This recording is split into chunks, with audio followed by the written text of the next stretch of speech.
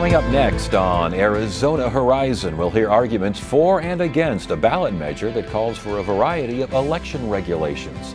And also tonight, an in-depth look at the federal government's finalized plan to reduce Colorado River water deliveries. Those stories and more next on Arizona Horizon.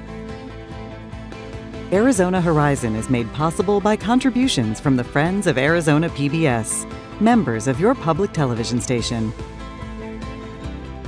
Good evening and welcome to Arizona Horizon. I'm Ted Simons. We begin tonight by hearing arguments for and against Proposition 144, which would enshrine a number of election regulations in the state constitution. Those regulations include new restrictions on early and mail-in voting. And speaking in support of Prop 144 is Attorney James Rogers, and speaking in opposition to the measure, State Representative Oscar de los Santos. Good to have you both here. Thank you so much for joining us. James, I want to start with you. What exactly does Prop 144 call for?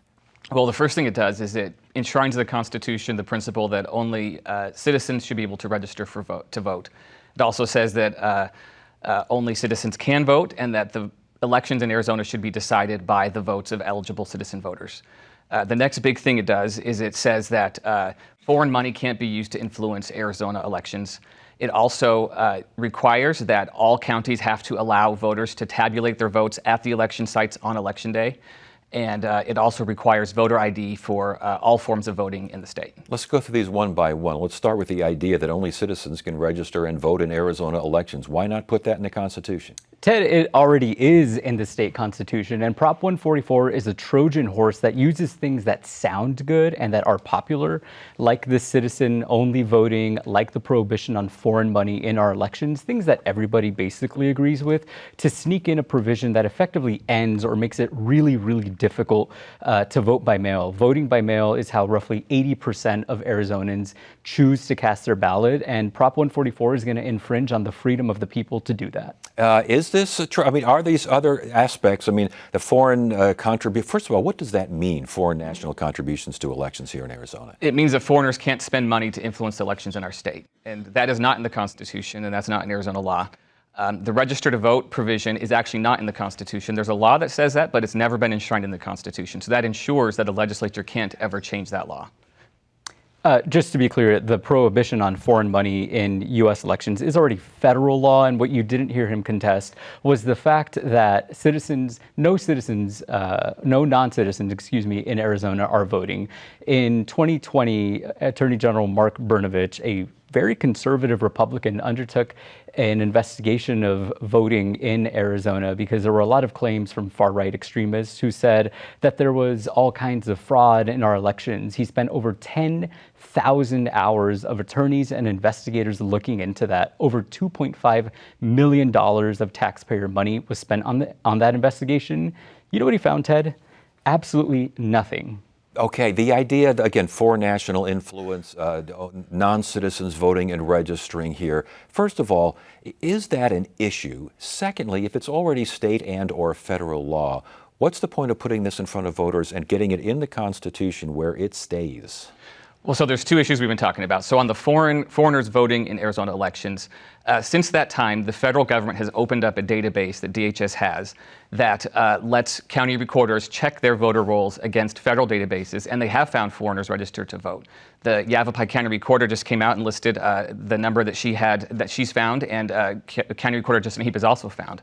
On the prohibition on federal foreign funding influencing our elections, it is true the federal government prohibits foreign money from influencing electoral contests for candidates. There is no prohibition, federal or state law, that prohibits foreign dollars from influencing ballot propositions. So this very ballot proposition we'll be voting on, actually, foreigners can spend money to influence that, and there's nothing illegal about that right now under state or federal law. Respond, please. Again, nobody's contesting these propositions. Nobody believes that non-citizens should be voting in our elections. Nobody believes that foreign actors should be influencing our elections. The problem with this is that they're using this as a Trojan horse to sneak in a provision that, again, effectively ends vote by mail in Arizona. That is the key problem with this proposition. The proposition calls for a government-issued ID necessary to cast an early ballot. To vote by mail, you need this. How does that work? What the proposition says is that the legislature will work out the exact rules of how that's implemented. And it's not a Trojan horse to end early voting. Other states have these same requirements. Florida requires proof of ID to vote, and they use mail-in voting. Nevada just voted on a very similar proposition in 2024, and it passed by over 70%. Real quickly, we'll stick with Florida since they're already doing this. How do they do that? I mean, do you have to send in some signature, send in your driver's license? What do you do if you're only voting by mail and you need to show your ID? Well, this proposition won't copy Florida's proposition. What it will do is it will say the legislature will figure out what's right for Arizona. So what will happen is once this proposition passes, is all the stakeholders can get together, citizens can give their input, the legislators will discuss this, and they'll figure out what works best for Arizonans, because obviously Arizonans do like to vote by mail, and no one's trying to stop that or not trying to contest that. Why is that a bad idea? What you just heard is pass it first and then find out what's in it. That is an extremely dangerous precedent to set. We don't know if you're going to have to write your social security number on your ballot or your ballot envelope. We don't know if you're going to have to send in your actual driver's license or ID and then have it mailed back weeks later. We don't know if you have to make a photocopy. Who owns a photocopy machine of your driver's license? Does it have to be front and back? Does it have to be in color? We don't know. Does it have to be notarized? We don't know. Is your personal identifying information going to be exposed? We don't know. These are the questions that unfortunately the proponents of Prop 144 can't answer. And again, this is not an issue. There was a national study that looked at over 10 million ballots that were cast by mail. They found 4 instances of fraudulent voting. So it's really a solution looking for a solution looking for a problem. Why is this necessary? Why are we putting this in front of voters? Why did this get past the legislature in terms of sending it to the vote? Why? This is what Arizonans want. Like I said, when you look at the opinion polls, people want secure elections. This gets us secure elections. And when it has been put in front of voters, in front of a very similar state in Nevada, 70+% of the voters wanted it. This is not something where you pass it to just find out what's in it. What's in it is what's there, and how it will be implemented will be decided by the voters through their representatives. And so these scare tactics of talking about writing your social security number, that no one's saying that that's what's going to happen, and that's not in the provision, and that won't be required. If something like this is needed to help with the eroding trust in elections, is it a bad thing to do something to ease that erosion? We all want trust in our elections, and we should have trust in our elections. Right now, our election system is safe, it is strong, and it is secure. You already need to prove your identity and your citizenship when you register to vote. And when you return your mail-in ballot, there are several layers of security and safety that exist to make sure that there is no fraud. So, for example, you have to sign your ballot envelope that is sent to the county. At the county, you have trained officials who compare that signature to previous samples of your signature. If there's a question about the veracity of your signature, it goes to a trained manager. And then there are bipartisan teams, Republicans and Democrats, who tabulate the votes. So the idea that there is a flaw in our election system is not true. What would be better to instill confidence in our elections is if right-wing extremists stop trying to sow doubt and discord and actually accepted the election results. What is the proof and the evidence, if you will, that this is needed because elections aren't secure? How are elections right now, to Oscar's point, how are they not secure? Well, the representative talked about a study about only 4 ballots. That's just not true. When you look at the rate of invalidations for signatures, of no matches for signatures, it's in the single-digit percentages just in Arizona. And that goes to a broader point. The only way that we authenticate the identity of an early voter is through their signature. We have to show ID to get on a plane. We have to show ID to open a bank account. You have to show ID to buy alcohol. Can you imagine if you just had to match your signature for those things? In no part of our life do we accept just a signature as an authentication of identity. And certainly for voting, one of the most sacred things we do in our democracy, it requires more than just a signature to authenticate. Respond, please. We already show ID to register to vote, and we must prove our citizenship to vote. So it is simply not true that this doesn't exist. It already exists. The need to be a citizen to vote in our elections already exists. There is already a federal law that bans foreign actors from influencing our elections. So again, this is just a very big Trojan horse to try to end vote by mail here in Arizona. The idea that there is eroding trust, and the representative did mention this, there's been a lot of criticism of the election process, and that in and of itself can erode trust. If there's not, and it doesn't seem like there has been proof that these elections are not secure, Why would this be necessary, and why would this help the situation? Well, part of the legitimacy of a democracy is the trust that people have that their elections are secure. So the more we can do to instill that trust, the better our democracy functions. And this proposition does more than just the provisions that the representative talked about. It also requires on-site tabulation of all ballots, of that option being available on election day. And that's a key provision that actually gives us faster election results. What this does is it gives us something closer to a Florida style of elections, where we have fast results that people can be secure, that the system functions securely. Yeah, the idea of faster results here, a lot of people talk about that. Everyone complains about how long it takes to get the final tally in. Why not do something about that? Look, we all want three things when it comes to our elections: safety and security, fast results, and accurate results.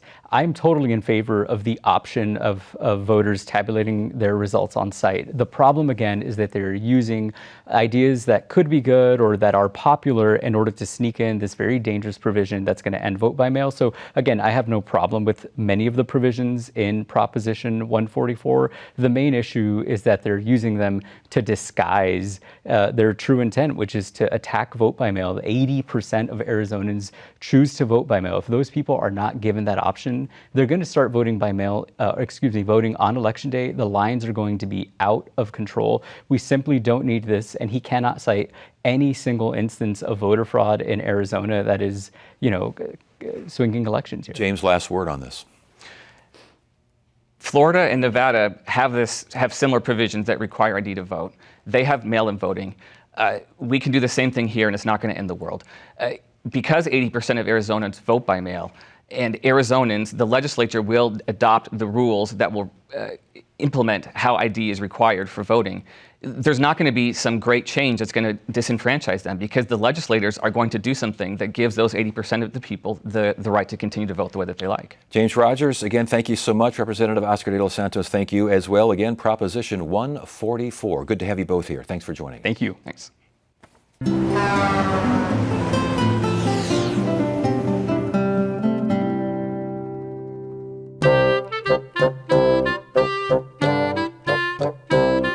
When London Bridge was completed in 1831, the automobile didn't even exist. By 1968, it may not have been falling down, but the bridge was sinking under the crush of modern traffic. So the city of London decided to sell it to a developer in Arizona. Just off of State Route 95 in Lake Havasu City is a plaque memorializing the dedication and reopening of the bridge in October 1971. Two-day gala included an elaborate dinner attended by 800 people, including then Arizona Governor Jack Williams and Sir Peter Studd, Lord Mayor of London. Behind the fireworks and go-go girls was over 3 years of risk-taking and hard work. It was the dream of C.V. Wood and Robert McCulloch, who were developing the fledgling town. The bridge was purchased for over $2 million.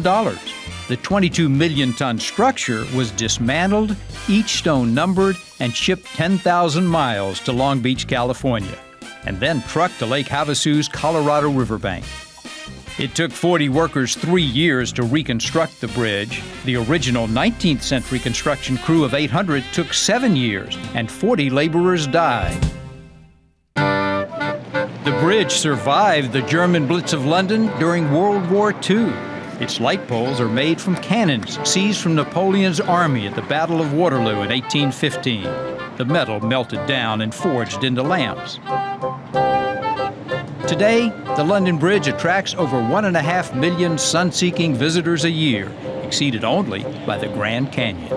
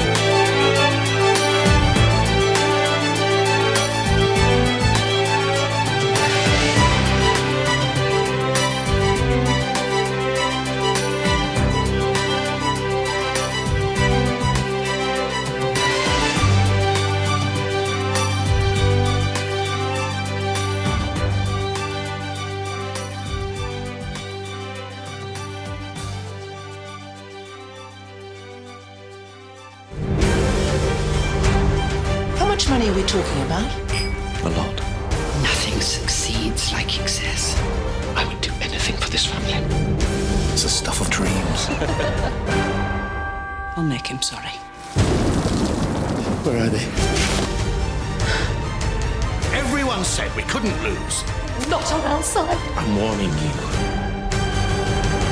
Sunday night at 9 on Arizona PBS. On a passé l'appartement en peine fin, aucune empreinte, pas même celle de la victime. Voilà. Astrid, vous êtes géniale. Tetsuo. Il y a un faisceau d'indices concordants qui semble indiquer que je vous... Il y a un taré dans la nature. On est les personnages de son histoire. Je suis une partie de lui. Sunday night at 11 on Arizona PBS. Federal officials last week released a finalized plan for Colorado River water allocations through 2028. Now, the plan is designed to conserve water stored in Lakes Mead and Powell and thus protect critical water levels in Hoover and Glen Canyon dams for the next 2 years. The plan calls for delivery cuts to Arizona, California, and Nevada, with Arizona taking the biggest hit. Of note, the state of Nevada today filed suit against the federal government, arguing that the water cuts would undermine that state's economy. For more on this, we welcome Sarah Porter, director of the Kyle Center for Water Policy at ASU's Morrison Institute. Oh boy, have I got a lot of questions for you. All right, let's start with the idea that they finalize this plan on Friday for the next 2 years. Finalize means something in my world. Does that mean this is a done deal? I'm sure the Bureau of Reclamation thought it was hoped it was a done deal, but the lawsuit that you mentioned that was filed by Nevada seeks to vacate this plan. And I wouldn't be surprised if Arizona and maybe California filed similar lawsuits or sought to join in Nevada's lawsuit. So there would be a fight in the courts. Possibly, meanwhile, the Federal Bureau of Reclamation would go ahead and implement the plan as outlined. All right, so what is the plan? I know this is within a 10-year framework, 2 years here. What exactly does the plan call for? So the operating guidelines lay out how the Bureau of Reclamation will manage the Colorado system, the big reservoirs, over the next 2 years. Specifically, the lower basin has agreed to cuts of 1.25 million acre feet. So a cut of 760,000 acre feet to Arizona, which has an apportionment, if there's no shortage, of 2.8 million acre feet. So it's about 27% of Arizona's Colorado River apportionment. Very notably, California has also agreed to take a cut of about 10% of its water apportionment. And I'm talking about per year, so 440,000 acre feet for California. And California's taking that cut helps ensure more water, in a way, for Arizona. We remember that Central Arizona water users, Central Arizona Project water users have junior priority. Right. So California is taking a cut out of priority, and that has the effect of helping ensure some water for CAP water users. That's very significant. So what does the effect of this plan, this finalized plan, that's not a done deal, what are the effects? I mean, do we groundwater storage less, agriculture Yes. What? Well, we've already, unfortunately seen the loss of Colorado River water for agriculture in central Arizona. So there are two groups of Colorado River water users in Arizona. They're farms and tribes and communities along the main stem, along the Colorado River in Yuma, La Paz County, Mojave County. And then there are water users from Phoenix to Tucson who get their water from the CAP. It's those CAP water users that will be impacted. Those are the water users that will absorb the cut, and it will mean less water available to recharge aquifers, and it will mean that, to a great extent, cities aren't using all their Colorado River water, so they can absorb some amount of cut without having it have an impact on their ability to meet water demand. And all of this was similar, if not the exact same proposal that the lower basin states offered in terms of the concessions, with obviously the idea that the upper basin states would also do something on their part. Upper basin states scot-free on this right now, right? Yeah, you know, it's rather complicated, but yeah, the upper basin has been spared, let's say. Yes. It's more complicated, more difficult to do cuts in the upper basin because there aren't, you know, all of the lower basin water users get their water from Lake Mead. You know, cutting deliveries from Lake Mead is a relatively simple thing compared with cutting water use by water users who take their water directly from the river or from reservoirs that the feds don't control. Yes. So that's part of the reason they spared them. But yeah, right now, there are no cuts being imposed upon the upper basin. The power generated up there at these dams, it seems like that was a major focus for the feds. And it almost sounds like Lake Mead, correct me if I'm wrong, Lake Mead is kind of being sacrificed in a way to keep Lake Powell up and operational. Is that a little too far? You might even say that lower basin water users are, you know, taking the hit for what's going on in Lake Powell, upstream of Lake Mead. This is really an infrastructure issue. There are, you know, water leaves Lake Powell through the hydropower generation turbines. And if there isn't enough water to release through those turbines, then there are some outlet tubes. There are these tubes that are sort of like just in case the water levels get low enough and there's not enough head on the water, you know. And the Federal Bureau of Reclamation has concluded that those outlet tubes aren't reliable. They're very worried that they'll have cavitation and all kinds of terrible problems if they're used to deliver water in sufficient quantities. So they've said, we're going to keep the water level in Lake Powell above minimum hydropower pool, 10 feet above minimum hydropower pool, so that we can continue to release water from Lake Powell through the hydropower infrastructure.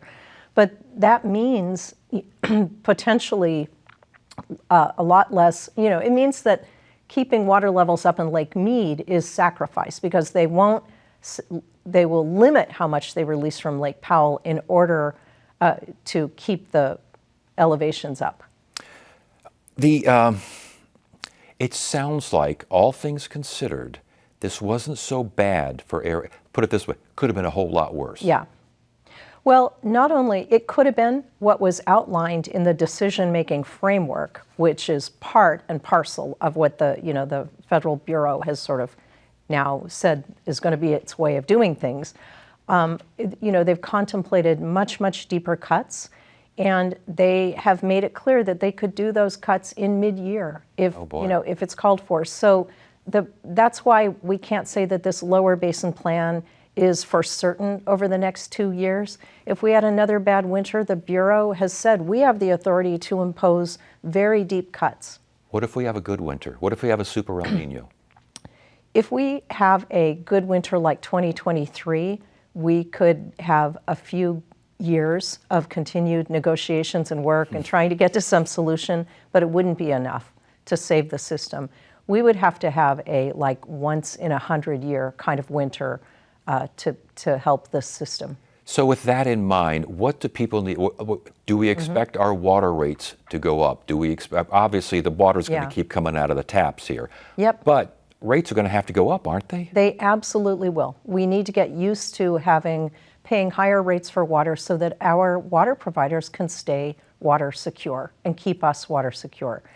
And I think we'll see more and more messages and pushes for people to reduce their outside water use and to make sure that they're using water efficiently. Because when we do reduce our water use permanently, it helps our water utility have enough water to meet demand. But yeah, we really have to get our, hearts into a different space when it comes to water rates. And with that in mind, and with what happened Friday in mind, what do we expect in 2028?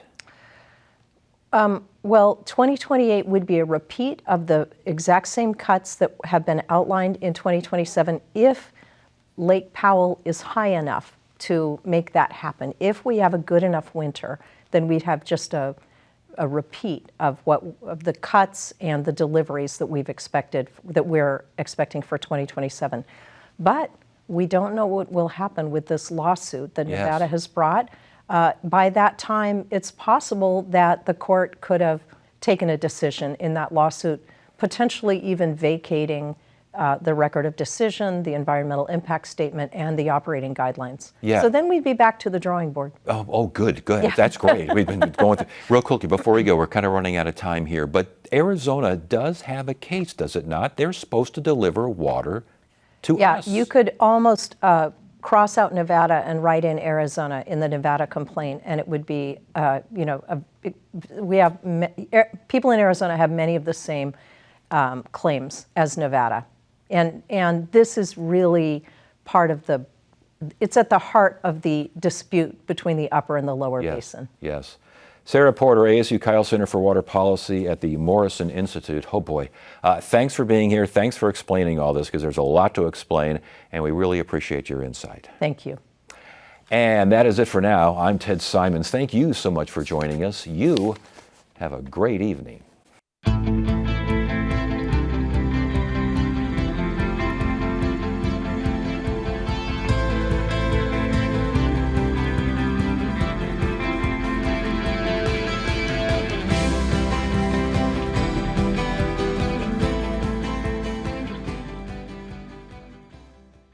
Because kids will always be more curious, Arizona PBS